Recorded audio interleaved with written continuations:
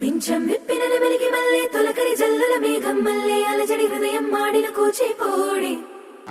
రంగుల దిద్దిన బొమ్మకు మల్లె కవితలు వద్దిన పుస్తక మల్లె సంతోషంలో ముద్దుగా ఈ అమ్మాడి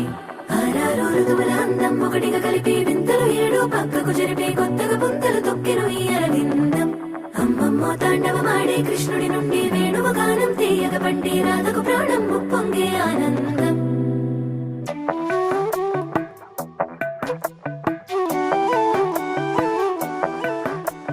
మధురము కదా ప్రతొక నడక